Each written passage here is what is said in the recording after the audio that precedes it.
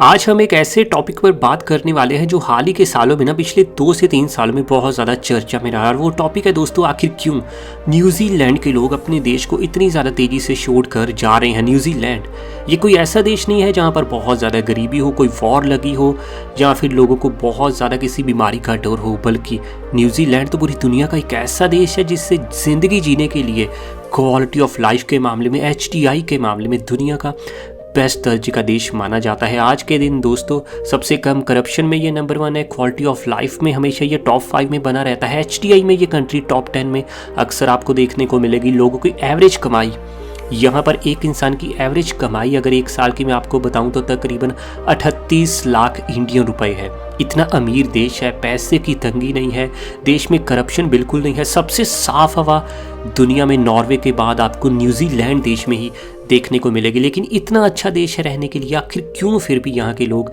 इतनी ज़्यादा तेज़ी के साथ इस देश को छोड़ रहे हैं। काफ़ी ज़्यादा रिसर्च करने के बाद दोस्तों इसके बारे में आपको पूरा मैं डिटेल में बताने वाला हूँ कि इतनी ज़्यादा अमीर कंट्री होने के बाद भी, इतनी ज़्यादा डेवलप्ड कंट्री होने के बाद भी आखिर यहाँ के नेटिव लोग अपने देश में क्यों नहीं रहना चाहते।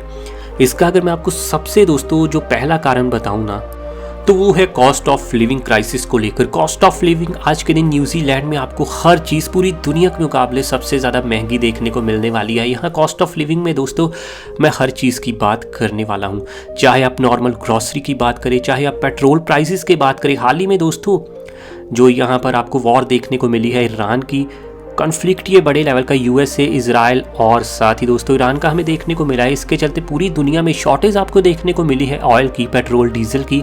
लेकिन न्यूजीलैंड में ये शॉर्टेज अलग ही दर्जे पर जा पहुंची है। यहाँ पर ऑयल के प्राइसेस पिछले सिर्फ 3 वीक के अंदर ही आपको 160% तक बढ़ते हुए नजर आएंगे। ऐसा और दुनिया के किसी देश में नहीं है। और ग्रॉसरी इस देश में सबसे ज़्यादा आपको महंगी देखने को मिलेगी। आज के दिन तो दोस्तों यहाँ पर नॉर्मल ग्रॉसरी प्राइसेस ही आपको इंडिया के मुकाबले 6 गुना तक महंगे देखने को मिलेंगे। साथ ही हाउसिंग प्राइसेस में ये इंडिया के मुकाबले आपको 8 गुना तक महंगा देखने को मिलने वाला है। और किसी भी तरीके के दोस्तों इसेंशियल जो हमारे खर्चे होते हैं उनमें भी न्यूजीलैंड आपको इंडिया के मुकाबले 11 गुना तक महंगा देश देखने को मिलने वाला है। दरअसल ये देश ना दुनिया से बड़ा ज़्यादा दूर बसा है। यही वजह है कि कोई भी सामान दोस्तों ये देश सब दूसरे देश से लेता है ना, तो वहाँ पर ट्रांसपोर्टेशन का खर्चा बहुत ज़्यादा आता है। यही वजह है कि इस देश में आपको अधिकतम चीज़ें बहुत एक्सपेंसिव, बहुत ज़्यादा महंगी पड़ती हैं और लोगों के लिए बहुत आज के दिन मुश्किल हो चुका है कि इस इतने अमीर देश में खुद को सर्वाइव कर पाना।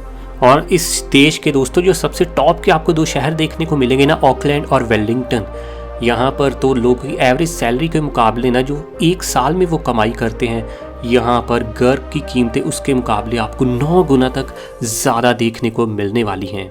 और इसी को लेकर दोस्तों हमारा अगला पॉइंट आता है, वो है हाउसिंग क्राइसिस को लेकर। 2021 तक ना यहाँ पर आपको कंडीशंस फिर भी काफ़ी ज़्यादा नॉर्मल सी देखने को मिलती थी। लेकिन 2021 के बाद देखा गया है कि हर चीज़ में यहाँ क्राइसिस आए हैं। फूड बजट लोगों के बिल्कुल बिगड़ चुके हैं। फूड बजट तो चलिए बिगड़े हैं ही, लेकिन आज के दिन जो यहाँ पर नया युवा अपनी जॉब कर रहा है उसने बिल्कुल उम्मीद छोड़ दी है कि इस देश में रहकर वो कभी अपना घर खरीद भी पाएगा। अगर कोई इंसान आज के दिन ऑकलैंड में रहकर कोई अच्छी जॉब कर भी रहा है, तब भी दोस्तों उसे अपनी 9 साल की पूरी सेविंग को रखना पड़ेगा, तब जाकर वो एक घर को खरीद पाएगा। आप समझ ही सकते हैं 9 साल आप कैसे सर्वाइव कर पाएंगे। आपको बहुत ज़्यादा खर्चा करना पड़ता है ग्रॉसरी पर, तो भला घर खरीदने के लिए पैसा आपके पास आएगा कहाँ से। इसके अलावा एक बहुत बड़ी जो आज के दिन समस्या आपको देखने को मिलेगी, उसे हम ब्रेन ड्रेन का नाम भी दे सकते हैं। दरअसल आंकड़े अभी हमारे सामने आए थे रिपोर्ट के अनुसार कि जितने भी लोग न्यूजीलैंड छोड़कर आपको जाते हुए नजर आएंगे ना, उनमें से 44% पॉपुलेशन की एज आपको 18 से 30 साल के बीच में देखने को मिलने वाली है। दरअसल ये लोग दोस्तों आज के दिन ज़्यादा पैसा कमाने के चक्कर में, ज़्यादा बड़ी तरक्की करने के चक्कर में ना आपको ऑस्ट्रेलिया में अधिकतम लोग मूव होते हुए नजर आएंगे। और बहुत सारे लोग इनमें से आपको जर्मनी और UK में मूव होते हुए भी नजर आएंगे, क्योंकि उन देशों में इनको लगता है कि ज़्यादा पैसा बनेगा। क्योंकि इस देश में सभी को पता है कि पॉपुलेशन सिर्फ 53 लाख के आसपास आपको देखने को मिलेगी। और यहाँ हर काम के लिए, कोई भी अगर आप बिजनेस करोगे, कोई भी बड़ा काम करोगे, स्टॉक मार्केट का अगर आपको काम करना है या फिर कोई भी और काम करना है, तो मार्केट हर जगह यहाँ आपको काफ़ी छोटी देखने को मिलती है। पॉपुलेशन कम है तो हर जगह आपकी ग्रोथ बिल्कुल लिमिटेड होने वाली है। यही वजह है कि यहाँ के युवा आज के दिन इस देश में रहना नहीं चाहते और उन्हें पता है कि अगर वो किसी और देश में जाएंगे तो उन्हें बड़ी सक्सेस मिल सकती है, ज़्यादा पैसा वो कमा सकते हैं किसी और देश में जाकर। अगला एक बहुत बड़ा हमें पॉइंट देखने को मिलता है वो है दोस्तों ऑस्ट्रेलिया।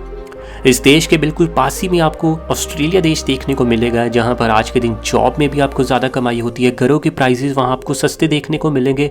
वहां का जॉब मार्केट बहुत ज़्यादा बड़ा है, तकरीबन 3 करोड़ की आबादी वाले ऑस्ट्रेलिया देश में ना हर अपॉर्चुनिटी आपको ज़्यादा बढ़िया देखने को मिलती है न्यूजीलैंड के मुकाबले। यही वजह है कि आज के दिन ऑस्ट्रेलिया माइनिंग के काम में, कंस्ट्रक्शन के काम में, हेल्थ केयर के काम में और साथ ही हॉस्पिटैलिटी के मामले में न्यूजीलैंड से बहुत ज़्यादा आगे है। और बहुत सारे डॉक्टर्स आपको न्यूजीलैंड से ऑस्ट्रेलिया मूव होते हुए नजर आएंगे। हेल्थ केयर के मामले में ऑस्ट्रेलिया इसीलिए इतना अच्छा देश है और न्यूजीलैंड इसीलिए इतना पछड़ चुका है क्योंकि न्यूजीलैंड के अधिकतम डॉक्टर्स आज के दिन ऑस्ट्रेलिया में मूव हो चुके हैं, क्योंकि वहाँ उन्हें ज़्यादा कमाई होती है।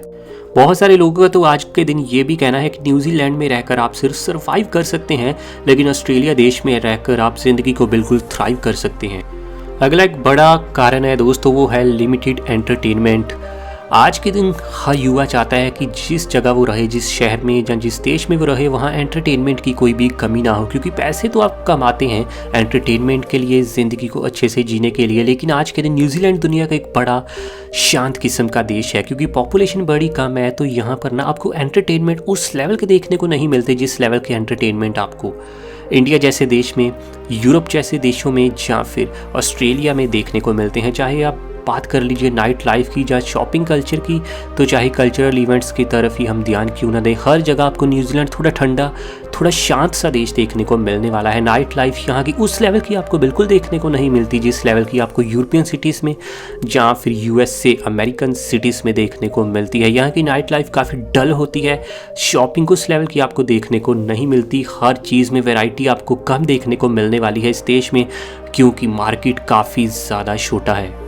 हालांकि इसके बाद भी अगर कोई इंसान बिल्कुल दिमाग से सोचे और वो अगर सही फैसला लेना चाहे, तो आज भी शायद न्यूजीलैंड ना दुनिया में ज़िंदगी जीने के लिए, शांति से रहने के लिए सबसे बेस्ट देश है, क्योंकि सेफ्टी में ये नंबर 1 है। क्लीन इन्वायरमेंट में इसका कोई जवाब नहीं है। गुड हेल्थ केयर आज भी यहाँ आपको देखने को मिलेगा, और फूड की जो क्वालिटी आपको यहाँ न्यूजीलैंड में रहकर देखने को मिलेगी ना, वो बिल्कुल टॉप नॉच लेवल की देखने को मिलने वाली है। और अगर कोई इंसान शांति से, आराम से ज़िंदगी जीना चाहता है, पीसफुल लाइफ जीना चाहता है, तो शायद उसके लिए ना आज भी ऑस्ट्रेलिया, यूएसए देश बिल्कुल काम के नहीं है। पीसफुल लाइफ के लिए आज भी न्यूजीलैंड दुनिया का नंबर 1 देश है।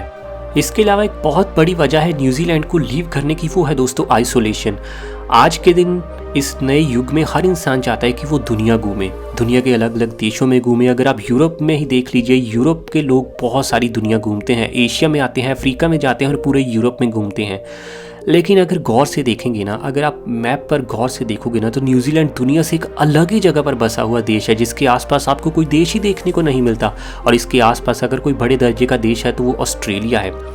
यहाँ से लोगों को बड़ी प्रॉब्लम आती है दुनिया घूमने में, बहुत ज़्यादा एक्सपेंसिव टिकट्स देखने को मिलती हैं। टिकट्स तो चलिए छोड़िए, अलग बात है, लेकिन यहाँ से 18 से 20 घंटे की आपको बड़ी बड़ी फ़्लाइट्स लेनी पड़ती हैं दुनिया के किसी भी कोने में जाने के लिए। इंडिया में ही अगर दोस्तों न्यूजीलैंड से आना होगा ना, तो आपको स्टे डालकर तकरीबन 30 से 35 घंटे का टाइम लगता है। यूएसए में भी सेम होगा, और यूरोप में भी अगर कोई कीवी घूमने जाना चाहेगा तो उसका पैसा भी टिकट्स में ज़्यादा लगेगा और उसे बहुत ज़्यादा लंबी जर्नी करनी पड़ेगी। वैसे इस इन्फॉर्मेशन के बारे में, इस वीडियो के बारे में आप सबका क्या कहना है, नीचे कमेंट में बताइए। और ऐसी वीडियोस हमें आपके लिए डेली लानी है। चैनल आपका अपना है वाइट ट्रूथ, अभी सब्सक्राइब कीजिए।